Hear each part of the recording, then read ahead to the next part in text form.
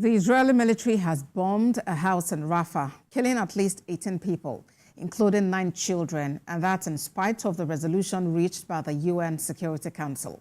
Leaders worldwide welcomed the resolution, calling for a ceasefire in Gaza, while the UN chief Antonio Guterres says it must be implemented. A report by the UN rapporteur on Palestine says there are reasonable grounds to believe the threshold has been met for genocide acts by Israel in Gaza.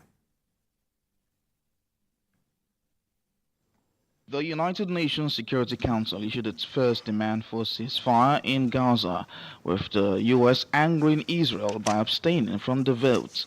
Israel responded by cancelling a visit to Washington by a high-level delegation in the strongest public clash between the allies since the war began.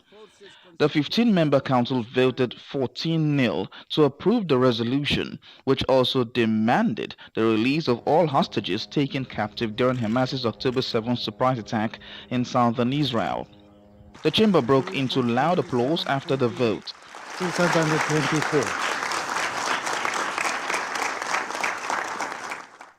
The U.S. vetoed past Security Council ceasefire resolutions in large part because of the failure to tie them directly to the release of hostages, the failure to condemn Hamas's attacks, and the delicacy of ongoing negotiations.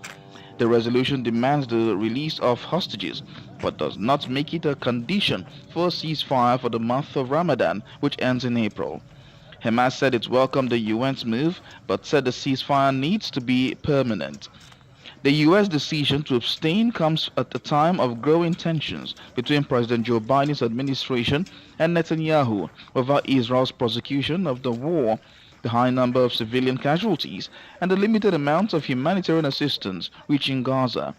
The Security Council vote came after Russia and China vetoed a U.S.-sponsored resolution on Friday that would have supported an immediate and sustained ceasefire in the Israeli-Hamas conflict. That resolution featured a weakened link between a ceasefire and the release of hostages, leaving it open to interpretation and no time limit.